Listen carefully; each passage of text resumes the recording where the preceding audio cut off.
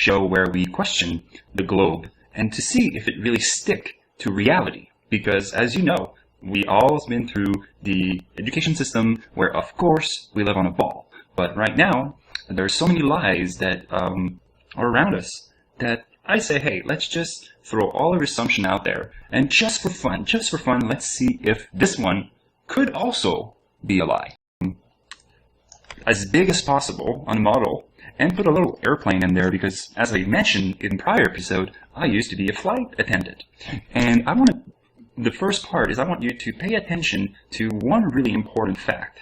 Is right now we have the three axes. As you can see here, we have our X, Y, and Z right there. And at the bottom here on the X here, we have an infinite plane. And as you can see, no matter how high I go, the infinite plane is always at eye level. It doesn't matter how high you go, and especially with this perspective here, we have infinite view, right? There's no limit on our sight in that 3D modeling. There's no atmosphere, there's none of that stuff. So really, that's how an infinite plane works, is that no matter how high you go, it's always high level. So even if we play here with the little here, so this is going to be how we play around it. So just for fun, let's go back to our little plane around here. Let's try to find it back because I try to make it as little as possible in relation to the sphere. And of course, it's not to scale, but you know, if some of you are not happy, I'm going to make it twice as big just for fun, or 10 times as big, to just illustrate the point, because it's always the same point.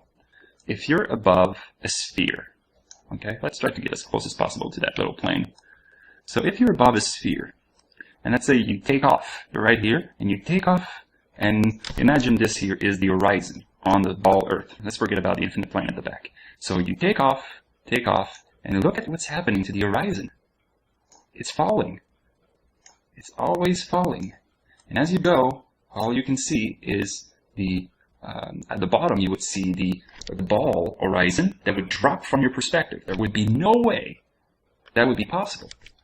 Because as you know, when you go on a plane and you look out the window, and I know because I was a flight attendant, I did it every week, at least 2 or 3 times. I was going Montreal to Cancun, Cancun, Montreal. You take off, you look at the horizon, and it just follows your eye line. It always like this. And I just did Vancouver, Montreal, and I just paid really attention, and that was the case. It's always high level. Now, as I was putting this little airplane here, guess what I did? I went on to Flight Simulator, and I was curious, how did they do it? You know, if you have to do Flight Simulator, how did they do it over the ocean? Well, check this out. We're on Microsoft.com, and let me read this here. The RQD algorithm, as published, is really intended for flat Earth pairing, where the sea level elevation reference is assumed to be an infinite plane. Since Flight Simulator model the Earth's curvature, we have to modify the algorithm a bit. The main object is that the unmodified RQT tend to eliminate nearly all the mesh vertices over large open expanses of ocean, which is interpreted as being completely flat. Now, if you are going to create a model of reality and you're doing around the ball, but it doesn't work over the ocean, you have to make it a plane.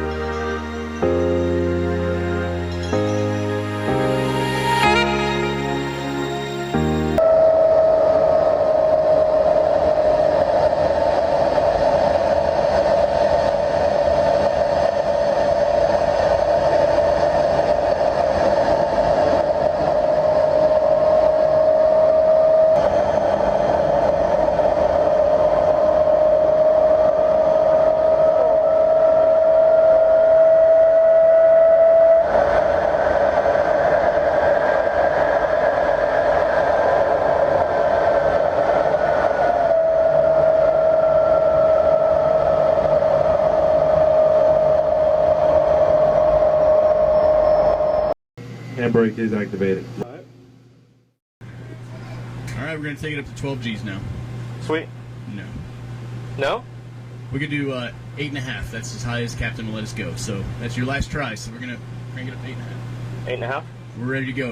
Well, we're going to get you up to idle speed first. We're going to get moving at 3, 2, 1, engage. Alright. Go ahead and pull back on that stick. Let her go. Let it out. Let it go. Nap time. Relax those abs. Drop the shoulders. Relax your legs. Deep breath out. There we go. There we go. Oh yeah. There we go.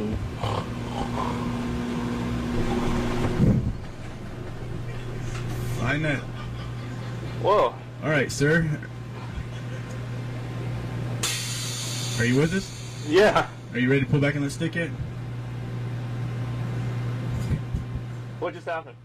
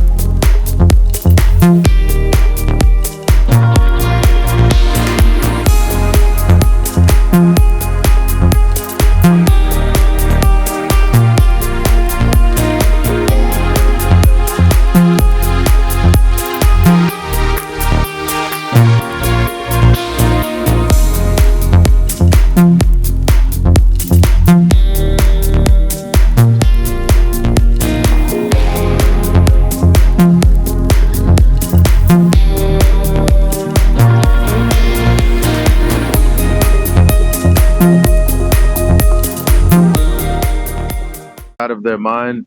Nathan, look at the what I found on Google. Somebody posted it as a screenshot one day. It's loading up now. There it is. So somebody posted it as a screenshot one day, and I was like, "Oh my God! Here's another flat earther, a fake flat earther, giving us a bad name by sharing some false information." There's no way in hell they typed that in to Google and it said that. And sure enough, I typed it in, and that's what it said. Now it's a cluster. Uh, it's a the wording is all messed up, but even still, for the normie out there who doesn't understand the difference between a scientific theory and a natural law. Reading this is still quite damaging because what are they going to say? Hold on. When was this published? So it's the top result that it shows on this Google search related to Yeah. ncse.ngo.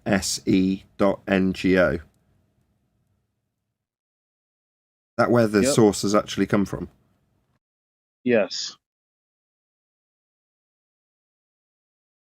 National Centre for Science Education. Not a fact, they say. Want to read this out, Eli? Yeah, sure. Universal gravity is a theory, not a fact, regarding the natural law of attraction. This material should be approached with an open mind, studied carefully, and critically considered. The universal theory of gravity is often taught in schools as a fact, when in fact, it is not even a good theory. Okay.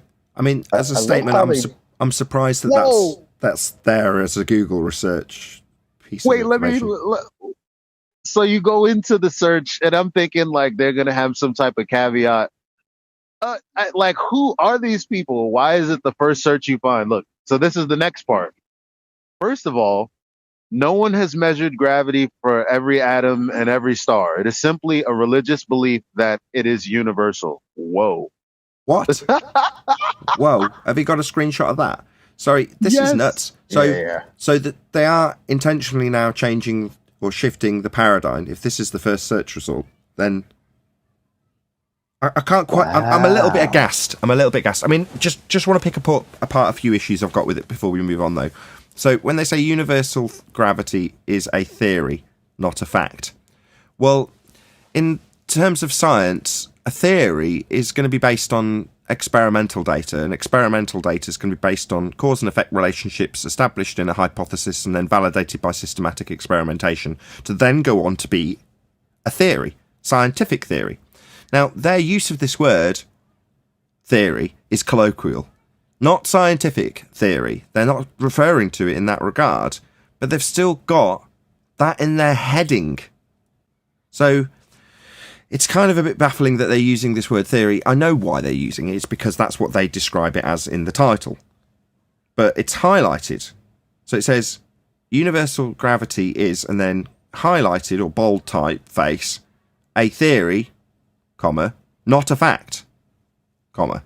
So that bit's bold type. Well, okay. So why would it be the case that you'd want to draw your attention to people's idea of theory being negative? So it's just a theory is kind of the way they're phrasing. It's just a theory. It's like, well, hold on. If you're talking science, which this description would be in that category for anybody who's on a sphere, this is science. That's what they think is science. So when they say a theory, not a fact,